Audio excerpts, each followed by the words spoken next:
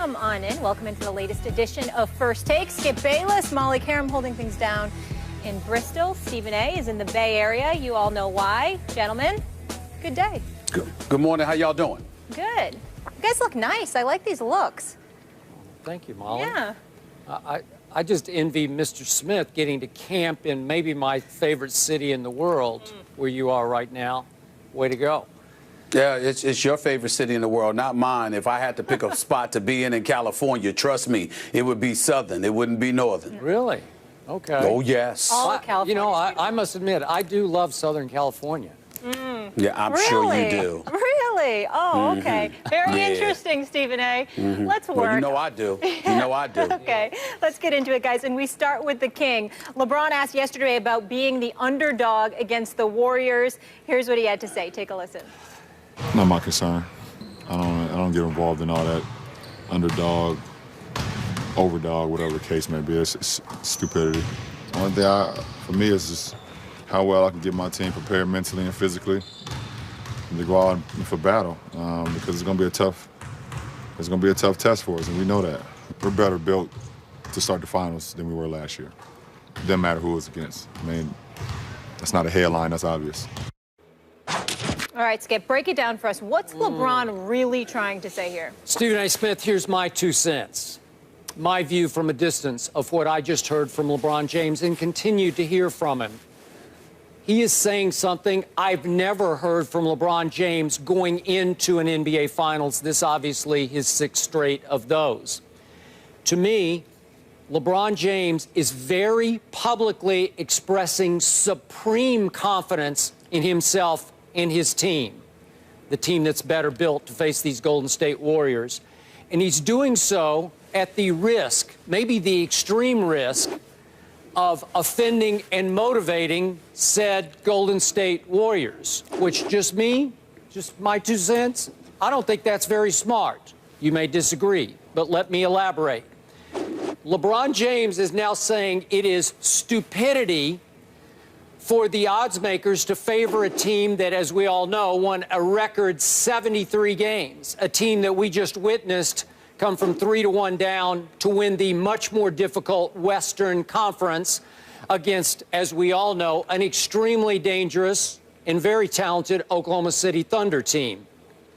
And we're talking about a team that clearly has the back-to-back MVP, the first ever unanimous MVP, and finally, a team that does have, for what it's worth, home court advantage in the NBA Finals. All those things, he's saying it's stupid to favor that team. I'm not sure it's stupidity, but again, the old LeBron would have said something like, you know, I can see why they would be favored, but I still like our chances. That would be the old LeBron. But the new LeBron is in full-on attack mode at Golden State. And he's basically saying that, as we all know, he said that Steph's unanimous MVP award was, by his definition, he was saying that he gets it. He conceded that Steph was the best player this year, statistically, but that maybe Steph wasn't most valuable to his team. And as you recall, a couple of weeks ago, I interpreted that that LeBron was saying, hey, I'm sorry, I think I was more valuable to my team than Steph Curry was. Then he went in full-on attack mode on Steve Kerr by saying that Terry Stotts flat out deserved Coach of the Year over Steve Kerr. Wow. So that's 2 for 2. You went after Steph and the award, and you went after Steve Kerr and his Coach of the Year award. And again, big picture for me, Stephen A., King James is not ready to buy into the crowning of Steph Curry as the best player on the planet, nor is he willing to pay even an ounce of respect to what Golden State has earned so far, which is obviously 1 championship against a LeBron team without Kevin Love, as we know, and without Kyrie after Game 1 of the NBA Finals. So, to me, this is a new guy. I'm intrigued by this guy. I love it for our sake that it's great build-up, pre-finals hype for us. But again, this Golden State team is not to be trifled with, especially Steph Curry. And I think LeBron, in this case, is biting off more than he should be able to chew. I think you're being utterly ridiculous on this matter, to be quite honest with you. Let me start out saying that. And the reason I feel that way is because you're acting as if somehow, some way, the Golden State Warriors are going to have mercy upon LeBron James. If somehow, some way he speaks glowingly about them, respectfully about them, that he doesn't do anything to agitate them or whatever the case may be. These are the NBA Finals. There is a championship on the line. And if there is a team that is merciless when it comes to the opposition, it is the Golden State Warriors. When they get going, they get going. And when they hit you with haymakers via three-pointers, of course. This is just what they do.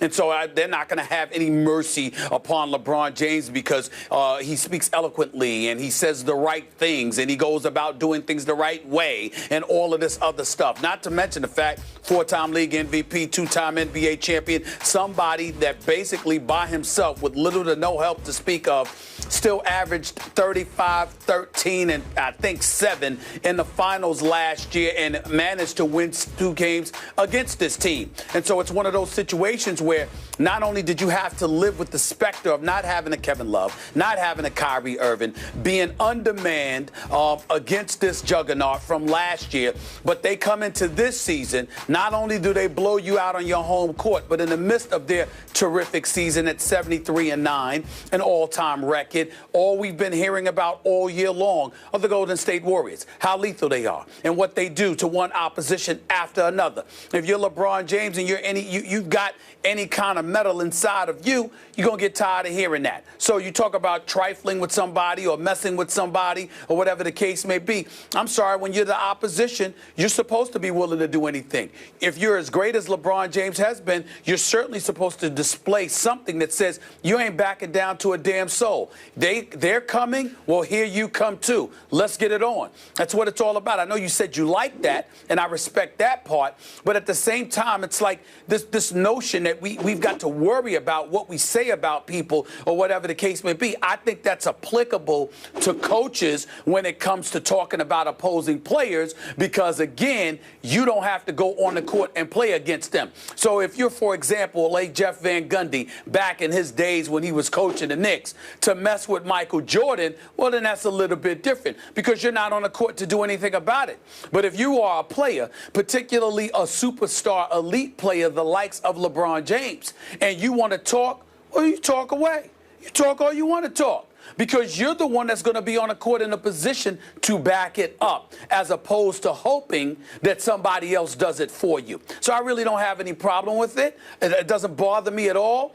I like it. It makes me elevate my level of confidence in LeBron James. Maybe not to the point where I'm going to pick them. I haven't decided that yet. We'll find out tomorrow. But nevertheless, it's one of those situations where I want to see this from champions. And I want to see this from championship contenders. I say it all the time, quoting my man, the nature boy, Ric Flair. To be the man, you've got to beat the man. Golden State, they're the men right now. Cleveland is coming. I have no problem with it whatsoever. I welcome it. That kind of banter and chatter, whatever the case. And in terms of talking, saying this stupidity, in terms of prognosticators, well, he's supposed to feel that way. But obviously, it's a very, very big deal because prognosticating is a multi-billion-dollar industry that is gambling, okay? And so then you have, whether it's literally gambling, it's fantasy football and basketball, it's a host of other different things. The bottom line is it's a moneymaker. He needs to get over that, but I don't blame him for feeling the way that he feels, just like I don't blame any other player for feeling the way that they feel because we're not the ones that have to go out there and perform. They are. And if you're predicting somebody's going to lose, and somebody's not the favorite, and somebody can't win, and I'm the guy that's got to go out there and perform, and you're predicting that I'm going to lose, I got a problem with you, too. I'd call you an idiot myself, meaning any of us, not you, but any of us. Okay. I think you're misapplying the Ric Flair line here. To be the man, you have to beat the man. LeBron is saying they ain't the man. I'm still the man. We are still the man. He's saying... Well, I think he's saying him instead of we. Okay, that's fine. I'll give you that. Okay, but my point to you is, my question to you, do you think Golden State deserves to be favored, even by a little here? Yes. Yes. I mean, anybody in their right basketball mind would say, yeah, Golden State deserves to be favored by whatever. what are they, a 5.5-point favorite tomorrow night in Game 1, whatever it is for the series. Okay, you could say they're almost a prohibitive favorite in the eyes of many, including BPI, but whatever. They are favored, and they deserve to be, except LeBron James, the leader of the underdog team, is saying that's stupidity to favor them, and he's been relentless in paying them no respect for what they've achieved individually as an MVP and a Coach of the Year, or collectively as a team. He's paying them no respect. Again, I haven't seen this LeBron before. Maybe you have, but I don't remember him certainly, against my Spurs going into those things. He would just wax eloquent about his respect for the Spurs. Stop. Here's the difference. You can't use that as an analogy, and here is why. Because even though the Spurs were an elite team, they're quiet, and they quietly go about the business of just doing them. And they display profound respect for the competition. They're never dismissive of anyone. But more importantly than that, and you are the absolute most qualified person in all of media to validate the point I'm about to make. No matter how great the Spurs are, they are underappreciated until you have no choice but to appreciate them. The Spurs the Spurs are an afterthought until they're literally in your face and you have to deal with them. No one on the planet, not even the Spurs, complain about that reality more than Skip Bayless. So if you are LeBron or anybody else, that's entirely different. Of course you show them the respect because you too recognize that they're not rewarded and celebrated nearly as much as they should be. In the case of Golden State, even though they're the champions, you got to understand why somebody like LeBron will look at them and say, well, wait a minute. They deserve props, but my God, look at how y'all just gloss all over them. What he's saying. I mean, I agree. It's ridiculous because think about it. What you said yesterday, you pulled out a tweet in the immediate aftermath of Golden State winning the finals, and you pointed out your tweet about how they were the most opportunistic and, all of this other stuff because of the things. Fortuitous. Fortuitous is the word you use. You talked about Mike Conley Jr. being hurt. You talked about Kyrie Irving being hurt in the finals along with Kevin Love. You talked about, all of this stuff. I'm saying to you, well, that's what LeBron remembers too. LeBron remembers how fortuitous their run was last year, especially against himself. So the fact that they've been celebrated to the degree that they have been celebrated, having not won the title yet, he has every right to feel that way. He just has to do something about it now that he's in this position. But I don't blame him for his stance. Okay, I got it. Now let me flip it around quickly and look at this from the Warriors' perspective, especially Steph Curry's perspective. I'm not saying he's Michael Jordan, but he has a little Michael in him. He takes these things very personally, these slights. That's why I read the tweet in his response to me a year ago. And I'm going to say it again. You vehemently disagreed with me. I thought a psychological turning point in the previous series, the Western Conference Finals, was when Russell Westbrook stifled laughter at a question about Steph's defense. I just think that's the kind of thing that will infuriate and motivate Steph Curry off the charts. He's going to get even with you for that kind of a public slight. And I believe he's taking these shots from LeBron pretty personally. I'm not sure that's smart going into the finals. Maybe, again, if you can back it up, you can back it up. Now it's time to go play. And maybe LeBron thinks he can back it up, and maybe he thinks his co-stars are prepared, that they've grown enough and they're healthy enough to back it up. They've shown that they are clicking at the highest level you can click at in the Eastern Conference playoffs. Now let's see what happens against the champs from the West. Now it starts. LeBron's season starts right now, to me.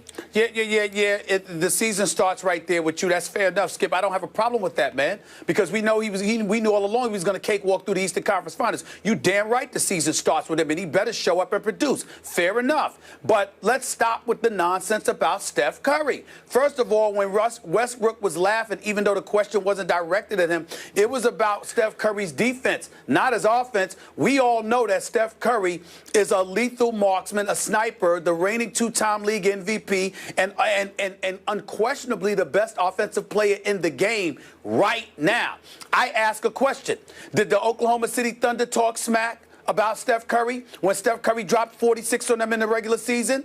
Did the New Orleans Pelicans talk smack about Steph Curry when Steph Curry dropped 51 on them? Did the Clippers talk smack about him when he dropped 40 on them?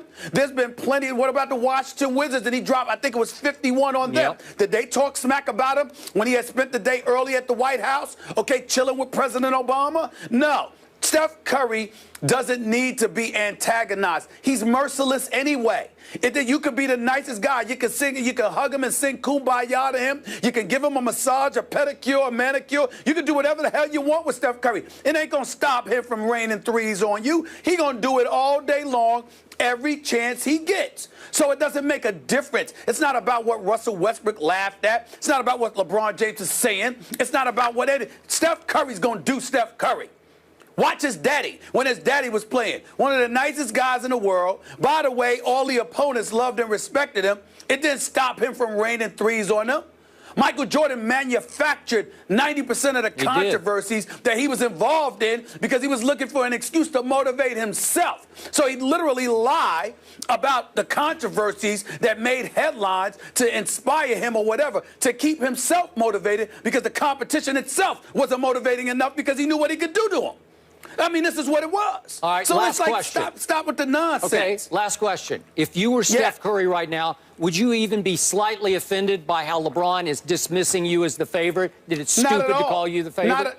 Not at all, because I wouldn't take it as LeBron dismissing me. I would take it as LeBron recognizing that LeBron believes in LeBron, and he's coming. I would anticipate that he's going to come and that I better be ready to do something about it. I don't think Steph Curry's thinking about it at all. I don't think it's something that he's taking personal at all, because I don't recall LeBron James taking a personal swipe at him yesterday or whenever it was. I don't see that. I do. But it doesn't matter. I do. We'll see. But it doesn't matter. Okay. It doesn't matter. It's the finals. Steph Curry is coming to annihilate him. And LeBron had better be ready to answer and do something about it, or he's going to get smoked. And the Cleveland Cavaliers are going to get smoked. Because it doesn't matter what they don't. It doesn't matter what they say or what they don't say. Golden State will have no mercy. They will bury you if you let them. You better be prepared to do something about it. Okay, I got it. But it sounds to me like LeBron thinks he's coming to annihilate Steph. That's how it's coming across. What's he supposed to think? Okay, good. Here we go. Bring it on. How is that a problem? How is that a problem? I just don't think it's smart. These guys, they only won 73 games. Please. That's all. Why am I even talking to you about this? You're the same guy. You're the same guy that would have somebody kidnapped if it could lead to a Spurs victory. I mean, why am I even talking to you about this stuff? Yeah, why even waste my time? That's not true. My guys always get hurt before the biggest games. Oh, please. You'll sit up there. If you could sit there and untie somebody's shoelaces and have them twist their ankles so the Spurs could win, you do it. If somebody could mess with their food and make them sick before a game against the Spurs, you would do it. I mean, why am I talking to you about this? I'm still convinced that you got to the referees before Game 5 of the Spurs-Thunder series, because those two calls cost me a championship in the last minute of that game. Those two non-calls. No, you know what cost you a championship? Age and LaMarcus Aldridge. That's what cost you a championship. Age and LaMarcus Aldridge. Next question. Thank you. Yeah. Steph on LeBron saying he's been to the final 6 times. I won't be thinking about that on the court, but afterwards you can appreciate the star power and the level of basketball. Come out of him losing. There's no doubt about that. If he loses these NBA finals, it would be a 3rd consecutive NBA finals loss on his resume. That's devastating. It would be a 5th NBA Finals loss overall. That would be devastating. But what would be even worse is if Steph Curry performs and he doesn't. See, that's what can't happen. If we sit up there and we see LeBron perform similar to what he did last year with some dominating performances, with the exception of, I think it was Game 4. Yep. Okay? If we see dominating performances, but Kevin Love doesn't step up, and Kyrie Irving doesn't step up, and J.R. Smith's entire game evaporates because he's not hitting jump shots, then it's a little bit different. It's still negative. It's still bad.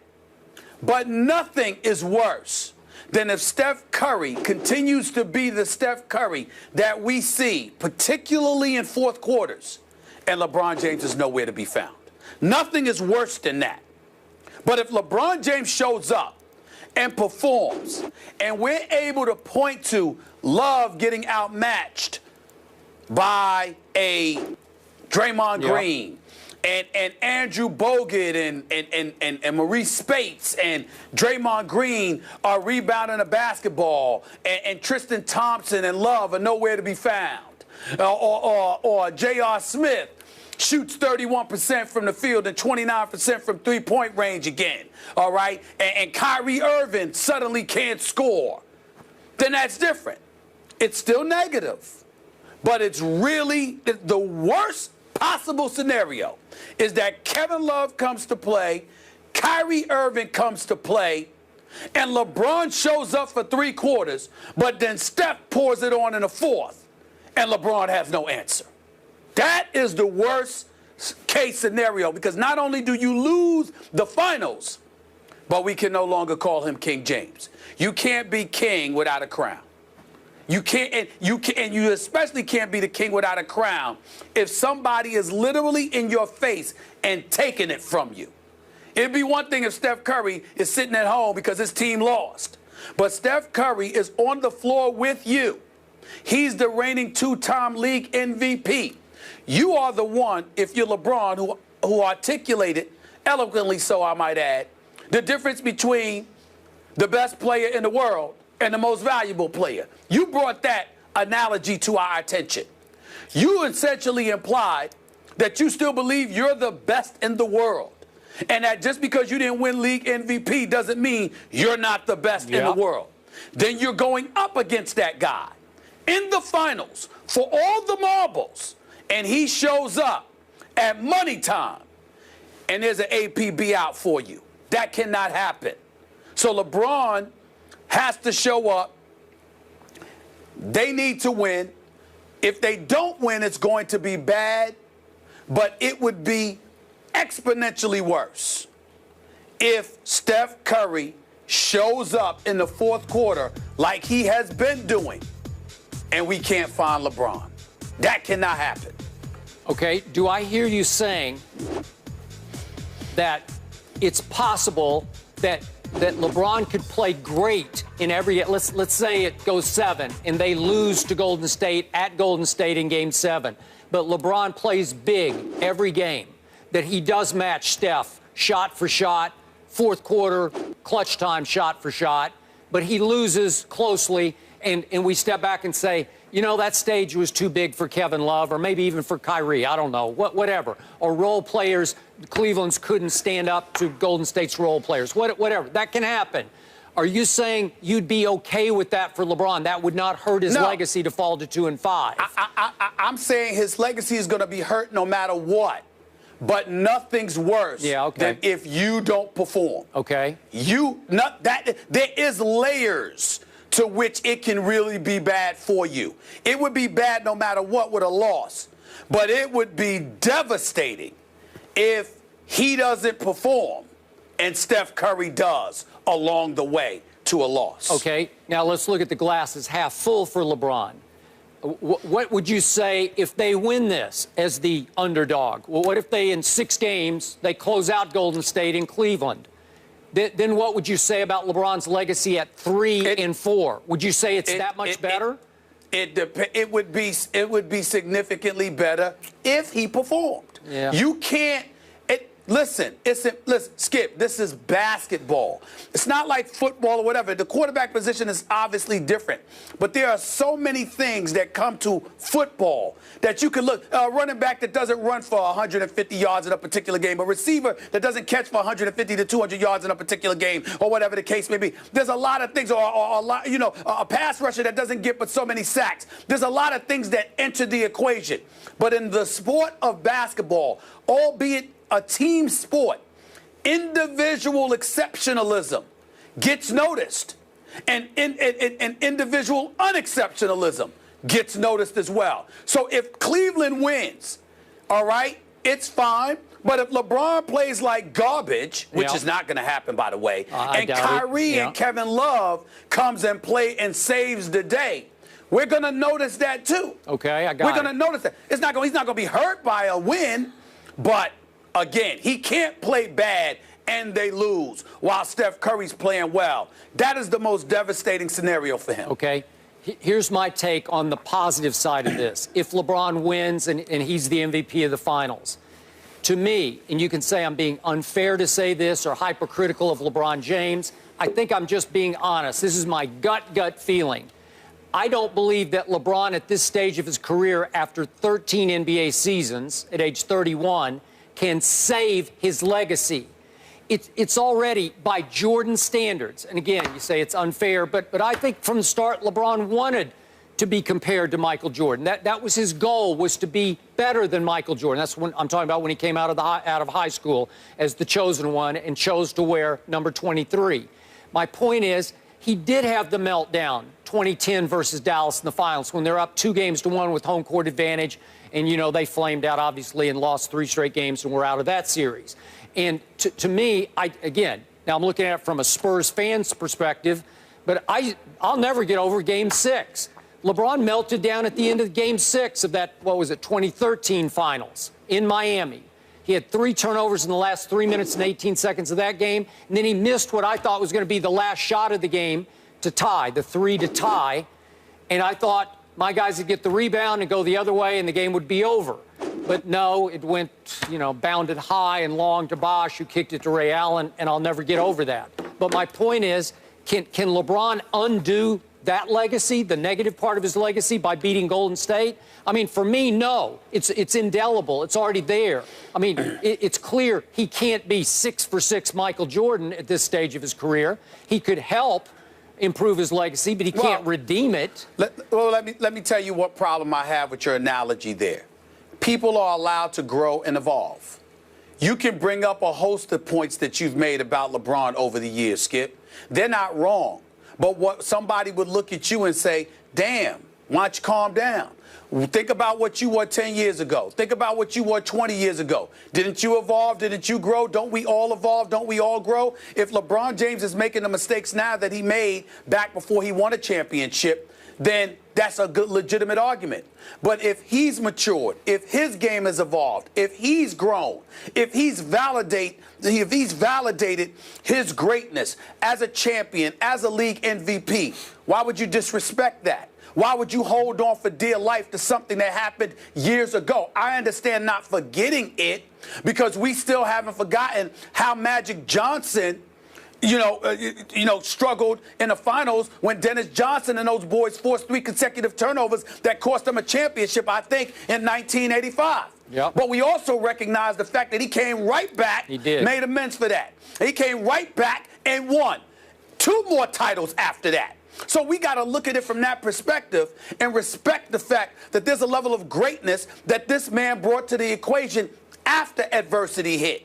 And how are you going to ignore that when it comes to LeBron? But you ignore it when it comes to everybody else. You might recognize and remember what they did, but you bypass that because this is what they did in the aftermath of that. Nobody got on LeBron harder than me when he folded against the Dallas Mavericks, still chasing that elusive title. But damn, he came back the next year and balled out against Oklahoma City. Then he came back the next year, and even though Ray Allen saved the day in Game 6, what did he do in Game 7? 37 and 15. Yep, what did he do en route to winning his first title? Yep. 48 and 15. 45, 15. This brother's on another level. Let's respect the level of greatness that this man brings to the equation and respect the fact that he answered adversity by showing up and overcoming it, which is an inspiration to everybody and everything that they do. Okay, that's you don't fine. sit there and lay down just because you failed. You get your behind back up and do what you got to do. Okay, but don't tell me that LeBron could redeem himself to the point that he could be considered greater than Michael Jordan. That's over. Well, who said That's that? out. Nobody said that. I think there are a lot of who is saying blind, this? There are a lot of blind LeBron fans out there still holding on to that. Hold on. You keep bringing it up that people are saying this. Skip, I've heard no one say this. No one. Only you. You're the only one that sit there and bring up and you say, people say this, that I don't want to hear this. Who are you hearing it from? I have heard no one. No one. I've covered the NBA for 20 years. I have heard no one say that LeBron James is greater than Michael Jordan. No one. Where is it coming from? That he still would have a chance to redeem himself to the point where you'd step back and say, you know what? He proved over time he had a greater career than Michael. I'm sorry, you can't erase what happened earlier in his career. When anybody talks in that regard, they're talking about the number of NBA Finals appearances one makes. Under no circumstances has any human being that I know discussing basketball. I host a national radio show, Skip. I'm on national television with you. I'm doing Sports Center. I'm at the NBA games. I walk the streets. Skip Bayless, I have heard no human being sit there and say that LeBron James is better than Michael Jordan. Only you keep saying that people have said that. It is not true. I don't want to call out any other commentators on this network, but I think I heard that last week when he got to his 6th straight finals, that qualified him as doing something that Michael didn't ever do. That no one had, you know, well, doing something. No. Doing something that Michael has never done is entirely different than saying somebody's better than Michael Jordan was. No one has said that. I challenge you to find me one person, one in the globe who has said that about LeBron. I will bet one person. If LeBron manages to win this finals, I bet you we will hear a lot of that. That here he comes, he's salvaged his resume, his legacy to the point that he could be greater than Michael Jordan. Especially Molly Karen, let me tell you something right now. Skip Bayless, I'm going to keep you right where the argument is. You changing it. I said no one will say, no one has said LeBron James is better than Michael Jordan. What they say is, oh, he's done something Michael hasn't done in terms of number of titles or whatever. If Michael hadn't gone to play baseball, he might have went to 8 straight NBA crowns. The point is, he did it because he left the game for a couple of years or a year and a half. That's the bottom line. No one has said that but you. No one. I'm just asking the question. That's all I'm doing. Really? Yeah. That's what you're doing? Just asking the question, huh? Okay. That's all you're doing? Well, I'm pointing out that there are some indelible negatives on that resume that even you sometimes gloss over. He was young. Baloney, he was young then. Baloney, he was young in 2010. Baloney, he was young in 2013. I'm sorry, I'm not taking it. Hold on. Who said he was young in 2013? Once again, where did that come from? Where were you 10 years ago? Hold it. Young against the Spurs in 2007. Who said he was young in 2013? Who said that? You know what? Who? Don't get me started. We got to go because we're running way over. We got to go. Okay. Changing it up. I'm not changing it. I just know we're way over. Guys. Unbelievable. Well, don't get me started on that first Spurs series. Don't get me started. After I heard LeBron James scored 6 straight finals appearances. Wait a second. 6 straight finals. Wait a second. That 2007 finals, all I heard, LeBron had no chance. He's the greatest player in the world. He didn't have a chance against my Spurs. Are you kidding me? Those were 4 close games. Where was he? That's 9 years ago. I don't know. Help me. All right, let's take a break on LeBron and MJ. I was trying to be nice. Focus on LeBron. You're unbelievable. And Tim Legler's here. Tim, come make peace with these guys. The Cavs put on a show from long distance's postseason. Will they keep it up against the defending champs? Legs in the house. He'll offer his opinion and calm these two down. First take, just starting. The Warriors enter the NBA Finals with the highest postseason average for three-pointers in a game in NBA history. Cleveland averaging over 14 and Golden State averaging 12.5. We welcome to the show someone who knows a thing or two about shooting threes. Yes, he does. Tim Legler in the house. Hello again. Hello. How we doing? Looking forward to this, as everybody is. We all are, right? So can the Cavs keep this up in terms of the three-point shooting in this series against the Warriors? I actually think if they try to match the Golden State Warriors with the three-point shooting, they're doomed. They have to play a different style. Wow. And when you look at what they've done in the postseason, and I know I've said this a number of times, but it's the truth. I think they actually gave the Raptors 2 games because they fell so in love with that shot. that they had a bad imbalance in their offense, because they're at their best when they utilize LeBron and Kyrie as attackers. Guys that get in the lane, force help, converge, and then you take the three-point shot when it's there. But in those two losses to the Raptors, they took 82 three-point shots, 25 free throw attempts. They basically allowed Toronto to defend them because they became predictable. You're not going to match what Golden State does from the three-point line. What you can do is dictate terms a little bit better, because you have some guys that can be physical and dominate the game in the lane, whether that's LeBron with his post-ups and his drives, or it's Kyrie Irving using ball screens, getting into the lane and forcing a convergence, and then you take the three on a kick out. I think a good number of threes for Cleveland is 25 to 30. That's a good number. When you start getting up into that 35-40 range, I think now you're playing a style of basketball that's going to doom you against a team like Golden State, who's much more comfortable taking that high volume of threes. So I think they need to be careful with that. There's a red line for them, and it's somewhere around 25 to 28 threes. Look at that number throughout the series. Would you coach that if you were coaching them? Would you coach them out of shooting threes? I would thoroughly emphasize, let's make sure we put pressure on them to defend us in the paint. LeBron, Kyrie especially, don't settle. Don't take the quick one up the floor if that's the first shot that's available, because they have guys that can hit that shot. But if you play that game with Golden State and there's a lot of long rebounds coming out, you're going to have a really difficult time getting back in transition and matching up with them. You don't want this to be, I'll match your three with our three type of series, because I think Cleveland has weapons offensively that can play in the paint and give you a little bit of red balance, even than Golden State can, who is very, very reliant on the three-point shot out of two guys. So let's be careful with that number. So if I'm Lou, I don't say, like, look, we're not going to take more than this. What I do say is, let's probe inside first. Let's force them to make adjustments and send extra help, and those shots are better shots, in rhythm, makeable, rather than the quick, rushed, hurried ones early in the shot clock that I think are going to lead to runouts on the part of Golden State. Now you can't catch them. Stephen A.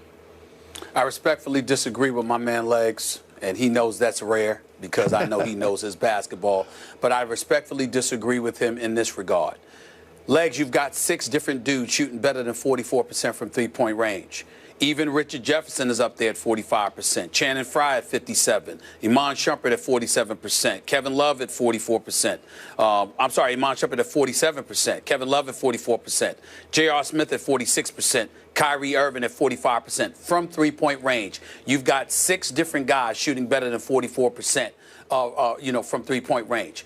To me, if you show the ability to make three-point shots, they'll have to come out and defend you. If they do that, it will give them the ability to operate quick on the inside. Whether you have LeBron on a post or Kevin Love in the post area, you'll have the ability to take advantage of somebody inside. I'm not saying that you don't go inside. I totally agree with you there.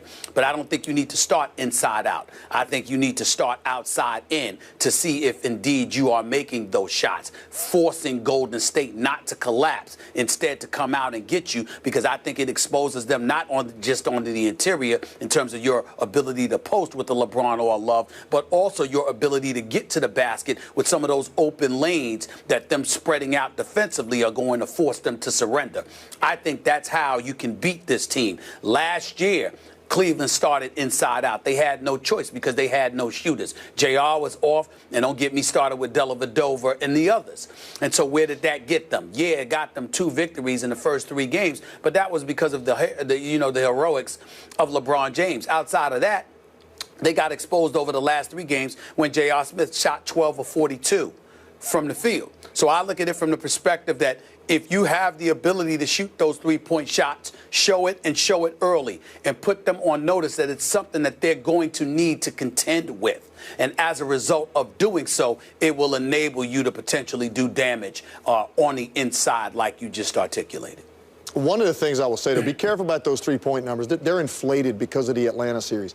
Atlanta made a decision in that series that they were going to trap LeBron James and Kyrie Irving all over the floor, chase them 30 feet from the basket, not rotate to the shooter, and Kevin Love and Channing Frye basically were taking shots that you take before the game with nobody guarding you during the game. No, so those numbers are a little inflated, and I think as a result, we looked at this team as, oh, this is Golden State of the East with their three-point shooting. Yeah. be careful if you play that way against the real Golden State. I think you're going to be in trouble. I think this is a team that needs to be careful. They got back to their roots in Game 5 against Toronto. In Game 3, Skip, they took 23 threes in the first half of a loss in Toronto. Game 5, they took 21 for the entire game in a 40-point win. But then they went back to Toronto and won Game 6, and they made 17 threes, which is a lot. I'm not saying don't take them. Look, I'm not saying you don't take threes. What I'm saying is be careful if you match Golden State. If you think you're going to match Golden State in this series from the three-point line, and that's how you're going to beat them, I'd be careful, because I think you're getting away from something that you have as an advantage over them, which is LeBron and Kyrie and their ability to play in the paint. But I don't think it's about trying to match them. I think that ultimately what your strategy is about beating them inside. The argument that I'm making that I think is somewhat different than yours, Legs, is that you're talking about attacking them on the inside. That's how you're going to beat them, because you don't want to play their game. I get that. What I'm saying is I think showing the ability to hit the three will facilitate doing exactly what you say they're going to need to do in order to win. That's where I'm going. I don't think they're going to be able to do anything on the inside if they can't hit jump shots. That's what I'm saying. Okay, here's the difference to me. Back to your point, I'm more with you than with Stephen A. on this. The two hottest three-point shooters for Cleveland are Channing Frye and J.R. Smith, who aren't exactly Steph and Clay, right? Because if you look at their histories, Channing Frye, I remember a big playoff series back in Phoenix against L.A. I was rooting for Phoenix. And Channing Frye had a hot hand, and he has an 0-for-6 game and a 1-for-7 game. It's possible. You know this, being a great three-point shooter yourself. It's not like he's a star in the league who just knows he's going to make them. Not that Steph and Clay aren't capable of an occasional combined 2-for-15, but Channing Frye can go just as cold as he can be hot. We know J.R. Smith can go completely cold, sometimes at the worst possible times, as Stephen A. knows, as he put out the APB for him in the finals last year. What was he, 0-for-8 in Game 4 and 4-for-14 in Game 5? Okay, I don't know that you can trust those guys to carry you home against this team, because I'm pretty sure Golden State will make a whole bunch of threes because it's just who they are. But how did LeBron, again, playing shorthanded, how did he keep them? How did he put this team in position up 2-1 with Game 4 in LeBron's house? How did he do it? He dribbled the air out of the ball, right? He would just dribble the ball up the floor. He'd dribble every clock down to just about nothing, and then hope that somebody, maybe Delly, could make a play, right? Didn't he? And he kept, and then he did it on Christmas Day. Remember that game? It was 88-83. He kept them in the game by controlling the clock himself. I love that. I think he's still capable of doing that in this series. He overpowered them physically, and he needs to rely on that. That's really the point I was making. And actually, to back up what you're saying, I think that's really what it comes down to. Who you betting money on to make the threes, and that you say, I'm pretty certain these guys are going to have good series. I'm betting on Clay and Steph and even Harrison Barnes. I'm betting on those guys more than I would a J.R. Smith or a Frye or a Shumpert or the guys, or even a Kevin Love. Yeah. He has been wildly inconsistent in the postseason. So that's what I'm saying. If you're going to play this game, the guys that I think are more reliable to shoot at a high percentage in this series on this stage under this kind of pressure are the guys in Golden State. And that's why Cleveland needs to rely a little bit more on what they have that's unique to them, which is LeBron James overwhelming you physically by controlling the basketball, getting into the paint, forcing help. I think that is what makes you unique, more so than the three-point shooting. Yep. And keeping that around 25-30, you said earlier, around the I think that's a good number. I think that's a good number for them, because if they're taking 25 to 30 threes, they're probably getting 25 to 30 free throws. And that's a good number for them. When you see that imbalance, 35, 40 threes, 18, 20 free throw attempts, I think they're in trouble. We'll be watching. Tim, thank you so much for joining us. From Timmy to Tommy, that would be Tom Brady, Skip Bayless. He hates when I call him Tommy. Wait, you just put Timmy and Tommy in the same sentence? I'll take it. Wow. I'll take it. Tommy. Wow. Yeah, they're both handsome devils. Handsome guys. Tom Brady should be honored. Oh, he's trying to play nice with the NFL over Deflategate. Stephen A. never playing nice. We'll get into that subject. We'll see if his opinion changes. He had a great offer to settle these cases. The league didn't want to do it because he refused to throw his trainers under the bus. Look, Tom's a stand-up guy, and he made a settlement offer to resolve this. The league chose not to take it, and that's where we are. Mr. Smith, what do you make of this? Nothing. I don't care what DeMaurice Smith has to say on this matter. He's lucky he's involved in this situation as far as I'm concerned. Tom Brady has his own lawyers. I don't understand why DeMaurice Smith feels the need to ingratiate himself into the equation unless there's an ulterior motive, which we all know is the case. The fact of the matter is that, you know, DeMaurice Smith is trying to retroactively go about the business of accomplishing something he failed to do during collective bargaining negotiations, and that is drastically diminish, if not eradicate the power of Roger Goodell as commissioner of the National Football League. I understand that. I understand the agenda, but to hide behind Tom Brady, to sit up there acting all self-righteous as if this is really about Tom Brady when he knows good and damn well it's not, it's just a bit nauseating to me as far as I'm concerned, because I think that it's something that it's the latest example of the relationship between DeMaurice Smith and Roger Goodell, and how they are as far apart as the Pacific Ocean in terms of their personal relationship with one another, the antagonism and the cynicism that exists with both parties.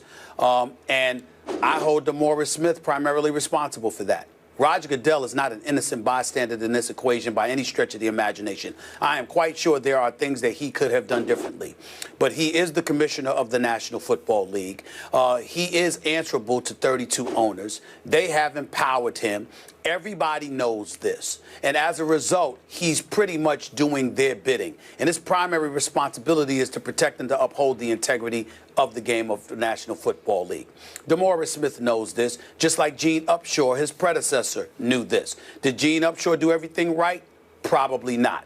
Was he absolutely flawless and perfect? Probably not. But there's something to be said about ingratiating yourself with the commissioner, maybe not too much, but enough where every single thing doesn't have to be a legal issue. And yet DeMaurice Smith has changed it exactly to that. Every time we turn around, there's a court issue. Every chance we get, we see DeMaurice Smith involved in some form of litigation in some capacity. And to me, it's just the latest example of that. So to sit up there and to talk to us about how Tom Brady made a proposal, but you don't want to tell us what it is, then why tell us anything? And why tell us now? It's just nonsense. I'm not trying to hear it. I'm not trying to hear from DeMaurice Smith. And by the way, going on these other shows, come on First Take. Let's answer some of those questions. You understand? D.C. ain't far from Bristol. What you hiding for? You know, I mean, that's the way I'm looking. I got my own national radio show. DeMaurice Smith is welcome to come on there anytime he wants. He has an open invitation. Bet you he won't take it most of the time. I promise you that. You understand? Because that's a hot seat, baby. Make no mistake about it. But it is what it is. And in the end, it's just, to me, much ado about nothing. Just the latest example of people coming to the defense of Tom Brady. And as far as I'm concerned, the more people that stand up and come to his defense, the more guilty Tom Brady appears, the more desperate he appears. Now, hold on just a second. You've made about 17 points. I got to undo here, but I got to get back to the radio point. I really made about 3, but go ahead. I really made about 3, but go ahead. So are you offended that D. Smith has done Dan Patrick's radio show and he refuses to do yours or avoids doing yours? Absolutely. Well, let me say this right now. I'm glad you brought that up. Let me tell you something. Unlike the Dan Patricks of the world and others, I shouldn't say unlike Dan Patrick, because I have a lot of respect for Dan Patrick. But I want to say this.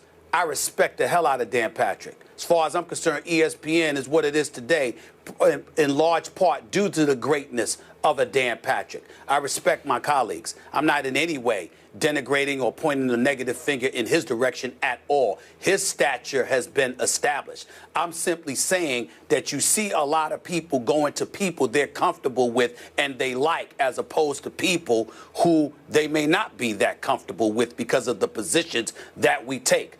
I hold it as a badge of honor, as you know, Skip, when people want to avoid me. That's more time for me to talk. As far as I'm concerned, guests take up time for me talking. So it doesn't bother me when they don't come. It don't phase, well, then we should get some more all. guests on this show, I guess. Oh, stop. I'm kidding. Well, we get enough guests on this show, and I certainly get guests on my radio show. That's true. You do. Okay, now back to your point. Remember, what D. Smith is saying here and said on Dan Patrick and has said before on Mike and Mike, this wasn't a declaration, another declaration of war on Roger Goodell. He's talking about a potential compromise that was offered earlier, I don't know how far back, by Tom Brady. And you say, well, tell us what it was. Well, I thought in the past he'd already made it pretty clear that Tom Brady was willing to settle, but not at all willing to take any guilt, that there'd be no admission or confession of guilt here on Tom Brady's behalf, that he would be willing. I assume he would have taken a couple of games suspension if he didn't have to admit guilt, because he wanted to clear his name, his legacy, his resume, and still go forward with the football season last year or whatever it be. Get rid of this. Get himself out of court. And no, he's not going to throw the trainers, in case the ball boys, the equipment people, under the bus, because Tom Brady said from the start he's not aware of a single bit of wrongdoing on their part. So why would he throw them under the bus? He can't, because he doesn't want to admit their guilt any more than his own, because he doesn't know of their guilt. That's what he stated a dozen times before. So why is that so shocking to you? Why? Well, first of all, it's a couple of things. Number one, my issue with DeMaurice Smith has nothing to do with Tom Brady. It's just the latest in an example of how everything turns into a legal issue. I am somebody who's been covering collective bargaining for over 20 years, and I have a problem with the fact that everything, that labor negotiations is at the helm of everything as opposed to labor relations. It's not just his job to be in court all the damn time. It's his job to ingratiate himself with the commission and the National Football League in a fashion that speaks to a relationship that's taken place. So the coffers, the financial coffers of the players is not being compromised. Tom Brady and Deflategate, from my understanding, has cost the Players Association millions. I have a problem with that. I have a problem with the issue of deflated footballs regressing to a point where it's taking millions of dollars out of the coffers of players. That's my issue. And I think that it's something that DeMaurice Smith could have worked to alleviate in a better fashion. Not saying completely or whatever, but I think he could have worked it out better if he had done a portion. I'm not saying he doesn't do his job, because he's obviously exceptional in some areas, but as it pertains to cultivating the kind of relationship where you're not costing the players you represent so much money, I think he could do a better job of that. That is my lone issue with DeMaurice Smith, that he, to me, turns everything into a legal issue because that is where he is comfortable. That is where his bread is buttered. But unfortunately, it's at the expense of a bevy of players whose names are not Tom Brady. As it pertains to Tom Brady, his position is his position. I don't believe him, because don't tell me that you didn't know anything about the footballs being deflated. Now, I don't believe he should be suspended for 4 games. I think the commissioner was excessive. I think it's much ado about nothing. But just don't act like innocent Abe, like you're Polly Purebred, like nothing about you is stained. I don't believe it. Well, I do. I don't believe it, and you do. I respect that. I don't believe him. How much more clear can I be? You get the football snapped to you. You hand it off to the running back. You throw it to tight ends and receivers, and you have no clue. None. I don't believe it. Okay, but now you're saying that you want D. Smith, as the head of the Players Association, to be friendlier with Roger Goodell, to have better relations, to get closer to him, so these things don't wind up in court. Because Tom Brady isn't the only issue, A. And B, Tom Brady's got lawyers. I agree with that. Okay, that's fine. That's a whole other issue. If you are DeMaurice Smith, why are you involved? Okay. Tom Brady has lawyers. He has the best. You just said it. He has the former Solicitor General. He did. You have attorneys. Yep. Why are you spending the players' money? Well, I've said that from the start. Tom's got enough money. His wife has enough money. They could represent themselves here. That's all fine. I'm saying. Okay, that's fine. But you know and I know that into the distant past, there have been predecessors of D. Smith's as head of the union who have been a little too friendly with that current commissioner. So you don't want that. No player wants that. I agree with that. And that's why I said you don't want to completely imitate or emulate the late Gene Upshaw, God rest his soul. But what you don't want to do is go in the complete opposite direction and be straight nuclear when you're still representing the players and you know good and well. Listen, if the players are so lethal, if the players are so potent and so powerful, why did DeMaurice Smith, look, have you ever really skipped, and I'm asking rhetorically and facetiously because I know that you have because of how thorough you are. But I ask you rhetorically, have you seen the collective bargaining agreement? Are you trying to tell me that the players didn't get taken to the woodshed? Have you seen this collective bargaining agreement? Have you seen what the owners won in the collective bargaining negotiations? My response to that is this. Where was DeMaurice Smith then? You're trying to retroactively go about the business of correcting things you weren't able to pull off during collective bargaining negotiations. No doubt, I'm not questioning the man's competence because you got 32 owners against 1,600 plus players, and his job is exponentially harder. But the fact is, you didn't pull it off. And it's clear what you're trying to do. You're turning everything into a legal issue because what you want to do is retroactively go about the business of capturing stuff that you weren't able to pull off during negotiations. That's your damn problem. Okay, you but didn't wait a second. In the end, in the 11th hour of those last negotiations, at some point, D. Smith has to put it to a vote of his player reps, 32 of them. And if my memory serves, only one voted no that fateful night that they accepted it, Ryan Clark. That's exactly. Right. So what can D. Smith do at that point? But that's he has my to say, point. okay. But Skip, that's my point. Again, I am not questioning his competence. Listen, I'm a black man, Skip. This man is a black man heading to the Players Association. I'm proud of DeMaurice Smith and what he has accomplished as an individual with his life. I'm not trying to disrespect this man. I am simply making the point that because you represent so many players, there's but so much power that you have. And because you're at their mercy and all their interests are not the same. So if you know this, then it's incumbent upon you even more so to cultivate some kind of relationship with the commissioner where everything isn't a legal issue, so you're not spending the players' money on Deflategate. My God, it's over 16 months.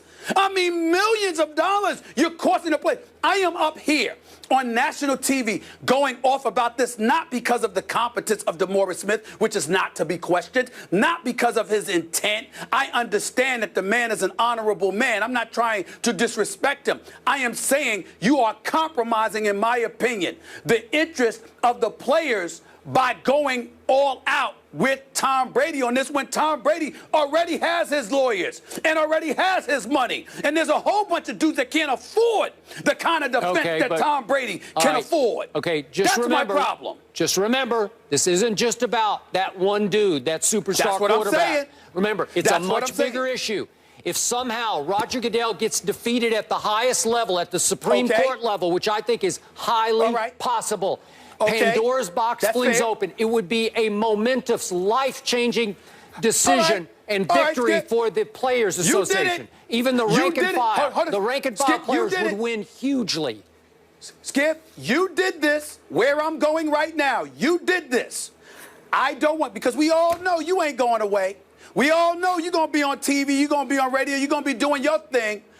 When a player sits up there because he can't stay off the weed, or he gets involved in some domestic violence incident, or a DUI, and all of this other stuff, I don't want to hear nobody complaining about what Roger Goodell didn't do. Domestic violence, I don't want to hear anybody complaining about Roger. Because remember, if you open Pandora's box and you compromise his power, you've therefore compromise his ability to alleviate the problem because you have challenged his authority. So the same people that's sitting up here thinking about Tom Brady, but tacitly go about the business of expressing how it's bigger than Tom Brady, there's bigger issues, and Roger Goodell's power needs to be compromised. Remember what you said. Because I don't want to hear anything when other dudes get in trouble and Roger Goodell can't do anything about it because the power has been stripped. I don't want to hear it. Well, obviously, I'm not saying the Supreme Court would throw out every rule in the National Football League so every player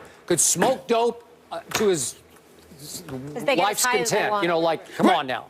But wait a minute. But what you are saying is that if Tom Brady, if Roger Goodell loses this case because of what DeMaurice Smith is doing, and therefore Roger Goodell's power is limited and compromised, you have now opened Pandora's box to anything being adjudicated or whatever the case may be, and you now have a problem on your hands because you don't have order. Okay, and that's the issue. Right now, he is, to use the cliche, judge, jury, executioner.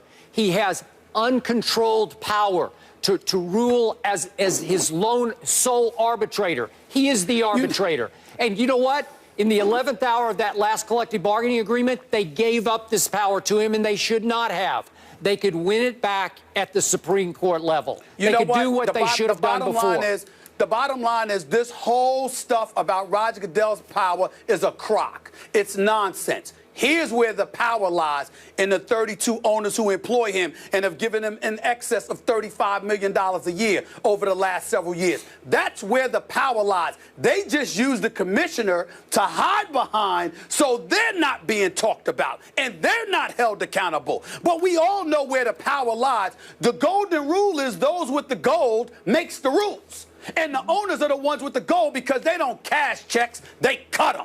And in the reality, that's what they do both. They cash their own, plus they cut them. The point that I'm trying to make to you is that's their situation.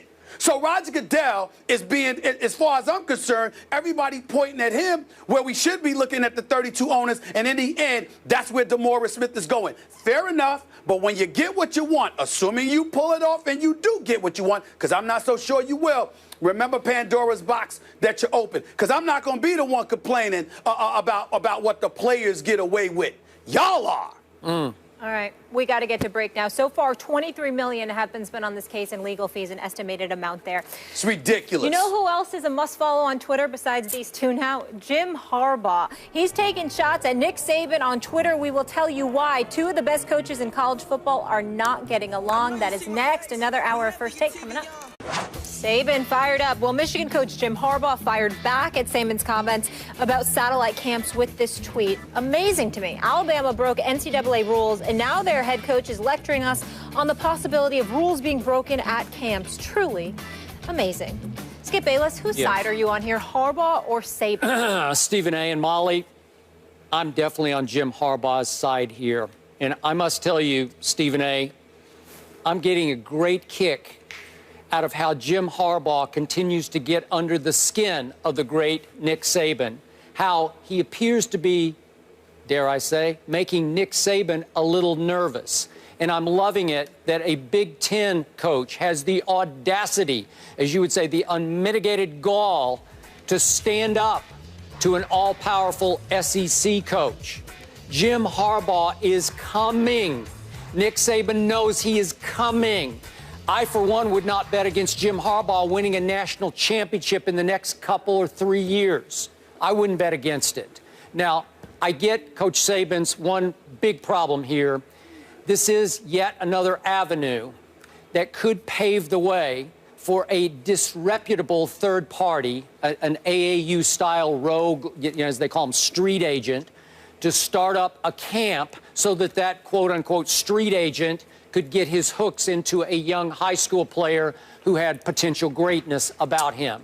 It's the whole AAU syndrome that has plagued college basketball. So Coach Saban is saying, well, why would we open that potential Pandora's box, as we just talked about? But in this case, a school can also start up its own satellite camp, the way Jim Harbaugh is starting up several satellite camps, and all of a sudden it's a legal way for a head coach, if he wants to spend the time and the effort to get to know a good player early on, to get close to him, to ingratiate himself with that player so that player may be a little more inclined to go to Michigan instead of go to Alabama. The problem here for Coach Saban is, and a lot of other very successful head coaches, these camps are springing up in a month in which a lot of those coaches are gone fishing. This is their vacation time. I'm sure Coach Saban would love to be on vacation, fishing, or playing golf somewhere. But no, Coach Harbaugh is taking no vacations because he is trying to build something at Michigan, and now he has a legal way through a satellite camp to build it more quickly, to make more inroads against an Alabama or any big SEC power. I got to tell you, I love it. Well, I don't mind it. I'm not on anybody's side here, and I'll openly confess to you, Skip, I kind of need your help on this matter, because when you talk about the satellite camps, my recollection of it is that satellite camps allows a football coach to travel long distance to work as a guest, not a host, but a guest. Okay? But you can run the camp. At camps hosted by other institutions. You can go and run the camp as a guest a particular day or whatever the case may be. You're not allowed to host it, right? You can be an instructor. You can teach drills and absolutely. And you know, any sort of, you don't do strategy. That's my understanding of it. Technique, That's my understanding of it. But here's where the trick comes in, okay? Usually, as it pertains to the SEC and the ACC, at least as of last year, if you were outside a 50-mile radius, you were prohibited from participating in it in certain conferences, like the ACC or the SEC. Correct. But that's not the case in the Big Ten. No. Well, now it's not. Yeah, now nationally, the NCAA first outlawed the camps and now is saying recently it's okay. It's okay. Yeah. So what I'm saying is originally Jim Harbaugh's zest to do this almost had an unfair advantage, because if you can use such a phrase when it comes to the SEC, you know, he almost had an unfair advantage because his conference found it permissible, whereas the SEC did not.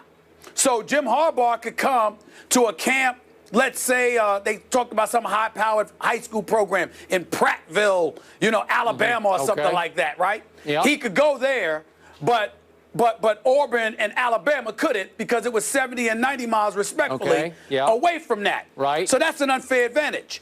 But as long as the advantage is the same, then I have no issue with it. And then it does come across as Nick Saban crying sour grapes. Because as long as the rules are applicable evenly to everyone else, he should have no complaint. But if for some reason it's not, or for some reason this is yet another thing where you'd have to worry about violations coming down upon you by the NCAA because of their interpretation of what exactly is transpiring, then Nick Saban is making sense. Because I didn't hear him complaining about Jim Harbaugh. I heard him complaining about the NCAA. He was talking about how there needs to be an overseer, so I don't have to worry about, if I'm communicating with somebody running one of these camps, that I don't then have to worry about the NCAA coming down the pike and accusing me of engaging in some kind of violation. Correct. To me, that's not I don't have a problem with him complaining about that. And to me, it's kind of lowball for Jim Harbaugh to get on Nick Saban about that if Nick Saban is complaining about the NCAA, because I don't hear him complaining about the satellite camp as it pertains to Jim Harbaugh. I hear him complaining about the satellite camp as it pertains to some action that the NCAA can, you know, subsequently exact against a particular coach or a particular program. And considering how they nitpick, meaning the NCAA, I don't blame that for being a concern for any college football coach. Okay, I hear what you're saying, but in the big picture here, remember, Harbaugh fired back on Twitter by poking the bear, or at least the new Bear Bryant at Alabama, Nick Saban, because he referred to, that's right, he referred to an assistant that Nick had to let go, who lost his job because of a recruiting violation. So he's saying, what a hypocrite you are, because under your own nose, you had an assistant who messed up. So, again, that's some unmitigated gall on Jim Harbaugh's part. It is unmitigated gall on the part of Jim Harbaugh. And you know me, I'm a huge fan of Jim Harbaugh. But I would respectfully disagree with him here, and I think he's being insensitive to the actual argument that is being made. He's too busy looking at the individual and his program as opposed to looking at the argument that Nick Saban was making. Nick Saban was making an argument against the NCAA, saying that you have yet another excuse to bring a heavy hand down upon a program when the violation is relatively vague based on what you're allowing to transpire with these satellite camps. That's potentially no, you're a right. legitimate argument. No, it is, and that's what I said to start off with. But the point is, remember Jim Harbaugh at Stanford going after Pete Carroll at USC? Remember when he'd just go right after him publicly? Yep. And they clashed on the field after the game. Carroll, I can't remember what Carroll's line was. Yeah. You know, what's your problem, I think it was. Well, right. So Jim Harbaugh breaks all the coaching rules. Oh, you know, Twitter. like, that's like fine. He just, that's just No the way. And we love him no for holds it. barred, And by the way, we love him for it. We love him for it. And I am a huge fan of Jim Harbaugh. But let's be clear. There's no national championship on his resume. Nope. Nor is there a Super Bowl title on his resume. No, so, almost. yeah, he might be coming. Yeah. But nothing takes away from the multitude of national championships I agree with that. Nick Saban has already won. Yep. Nope, you're right. So pump the brakes just a little bit. Well-oiled machine there at Bama. According to ESPN Insider, Bama has the second-ranked freshman class coming in, and Michigan the sixth, so not too shabby on either end. Squad goals, Chef Curry or King James. Which superstar squad should be more confident heading into the rematch Thursday night? That's the debate next. The rematch of last year's NBA Finals. Of course, the Warriors had a tough road getting there, 7-game series. The Cavs, meanwhile, ran through the East with ease. But different story here with the Cavs being at full strength. So, Stephen A., who should be more confident going into this game now or the series? Me personally, I think it should be the Cleveland Cavaliers. I feel that way because of a couple of reasons. Number one, they're fully loaded this year. They were not last year. Number two, they remember what LeBron did last year without them. Now they have him back, and he's looked at times better this year than he even did last year. And number three, Golden State looks formidable. They look more vulnerable than they did last year. Their defense is not what it used to be. And speaking to Rick Barry the other day, Skip's friend, a Hall of Famer, somebody that I recognize as one of the great basketball minds out there, who watches Golden State religiously, literally talks all the time about how they don't look the same and how they need to play better. There's no doubt that Golden State should be the favorite. It's because you believe that they won't continue to play the way that they struggled in the last series and at times in the previous series in the postseason. You know that if they bring their A game, they could beat anybody, and they should beat the Cleveland Cavaliers.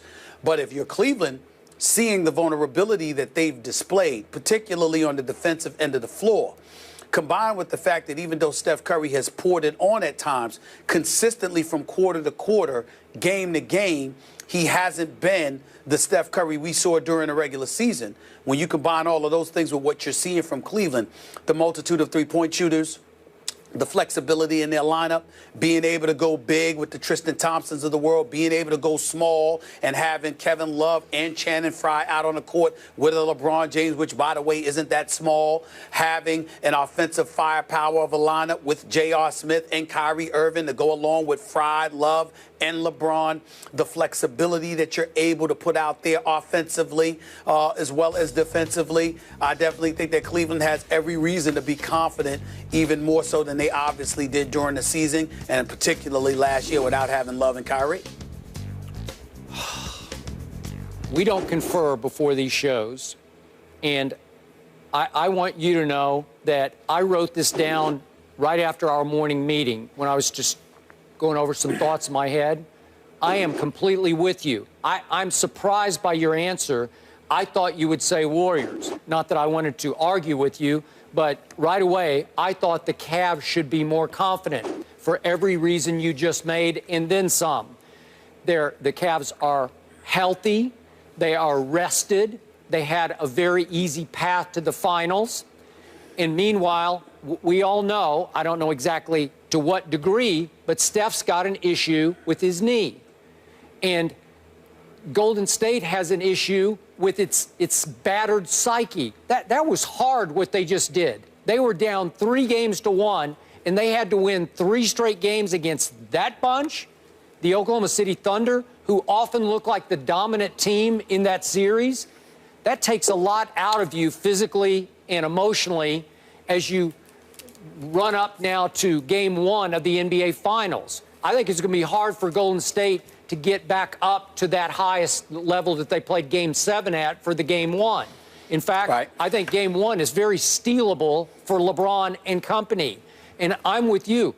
LeBron, I've never seen him play better all-around overall basketball than he's been playing of late. And that team clicked. It gelled. It came together right on schedule.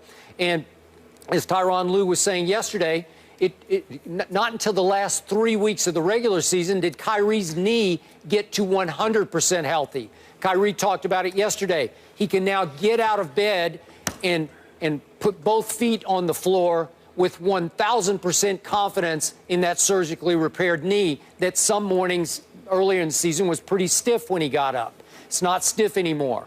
They're right. They're ready. And because of that, because they looked overmatched at times against the Oklahoma City Thunder, I'm not sure their confidence is at the highest level right now, except for that little number 30s confidence. That's the guy. But it took Klay Thompson making a record number of threes to save their season. And then it took Steph, vintage greatness, almost Jordan-esque, if I may, greatness, to save their season. Well, I don't know if that bodes well for great confidence going forward. I don't know either, to be quite honest with you, but I definitely think that Cleveland has more of a reason to be confident right now. Where that gets them remains to be seen. But I definitely think that they have reason to be more confident now. All right, we'll find out tomorrow. We step aside from the NBA Finals for a moment. So Rex Ryan inherited a tremendous Bills defense, and they took a step back with Rex at the helm. How much pressure is on the Bills this season? That is the discussion when we... There's been a lot of talk out of Buffalo, and the Ryans aren't holding any punches heading into 2016. So speaking to Monday Morning Quarterback, Rex Ryan calling out former Bill Mario Williams for not being the only team player while with the Bills. So he said, yeah, but he's making $17 million. Guess what? It wasn't going to happen. Now look with some of the comments. Do I really wish him well? Not really. So, Skip, lots of talk from the team who's had the longest playoff drought in the NFL for 16 years. Yep. How much pressure is on the Bills? Stephen A., I say going into next year, huge pressure on both Rex and now Rob Ryan as his sort of associate coach in charge of defense. I'm going to say hot seat pressure because these guys, these twin brothers, they become the dynamic duo of quotes. They're both quote machines. We love that in this business. But I think they've both talked a better game of late than they have coached. And I look at what Rob did or didn't do in New Orleans. Obviously, he had come from Dallas, where that last year in Dallas, they ranked 24th in points allowed and had some absolute debacles. Then he goes to New Orleans and had the one big year where they ranked 4th. And then the next 2 years, 31st and 31st. Not great. Now, Rob's excuse to Monday Morning Quarterback was that the Seattle scheme was forced on him from above. I don't know if he meant from the GM or the head coach or whatever, but that he was forced to change the scheme that had worked his first year in New Orleans. I don't know about that, but that's his story, sticking to it. And then we look at what Rex has done or hasn't done since his AFC Championship game visits with the Jets. Starting in 2011, he went 8-8, 6-10, 8-8, 4-12. Then his first year, last year in Buffalo, 8-8. It's not very good. Get you fired. Did get him fired with the Jets finally. And I would say that he's starting to be on the hot seat in Buffalo because they do have talent on that team. And now we'll see if that defense can start playing Ryan-esque defense. Can it start living up to its head coach and now its defensive coordinator, the Ryan twins? I think they're both on the hot seat going forward. Well, let's be more accurate with it. They should be on the hot seat. With the money that the Buffalo Bills invested in Rex Ryan, we don't know if it's officially going to be the case, but they should be on the hot seat. It's for a couple of reasons. First of all, let me say this about Rob Ryan. My problem with Rob Ryan, I believe that the man is hard-headed. First of all, when you look like a straight vagrant off the street half the time because you can't even get a damn haircut, you would have had a head coaching job if you looked the part. I know that's crazy to say, but it's entirely possible. Yep. You have to look the part. Presentation matters. I don't think it's crazy either. And if presentation matters with the players, you know good and well it needs to matter with the coach. So the fact that he's never addressed that, and he's so hard-headed when it comes to that, one could easily surmise that he was probably hard-headed when it came to listening to his boss, Sean Payton. He might have done so, but done so begrudgingly, which may have something to do with the fact that he had the 31st ranked defense the last 2 years, and he got booted out of New Orleans. So let's be clear about that. By the way, I didn't hear anybody willing to knock down his door before his brother came to save the day. Nepotism so live and well. Isn't it a beautiful thing, Skip Bayless? Nevertheless, let's get to this Buffalo Bills situation. I'm going to tell you the biggest reason why Rex Ryan needs to be on the hot seat. It's because of your offense. Your offense is led. You now have a quarterback. One would argue he didn't have that in all his years in New York, first with Mark Sanchez, then Geno Smith. Okay? Secondly, you have Tyrod Taylor, because we know this. This man, not only phenomenal running the football as a quarterback, so he's a dual threat, but only threw 9 interceptions. And as a team, they only turned over the ball 19 times. Those are both franchise records in terms of, of level production. You don't usually expect that from a Rex Ryan offense. But that's what they gave you in Buffalo. And since defense is supposed to be your signature, why the hell are you missing the playoffs if your offense showed up and produced? That's a problem, because now we're looking at this defense. We prided ourselves on looking at Rex Ryan as being somebody who adapted to the talent as he had, as opposed to forcing them to adapt to his 3-4 scheme. Now, I'm no big fan of Mario Williams. I think he spent half his career stealing money. Even though I think he could play, I question his level of dedication. But nevertheless, 2 years prior to Rex Ryan arriving, they registered 111 sacks, including 54 the year before he arrived. Last year, they went from 54 sacks to Rex Ryan's first year when they went to 21. 54 to 21. You had 3 Pro Bowlers on your defensive line. Last year, you had 0. And so when I look at it from that perspective, to me, that's about Rex Ryan. Whatever issues exist clearly reside on the defensive side of the ball. That's supposed to be where your bread and butter is made. If you can't fix this defense, why are you a head coach? Because Rex Ryan has never been confused as being an offensive genius. No. That's not who he is. It's about defense. That's why he should be on the hot seat, because this defense is the problem, and that's supposed to be his strength.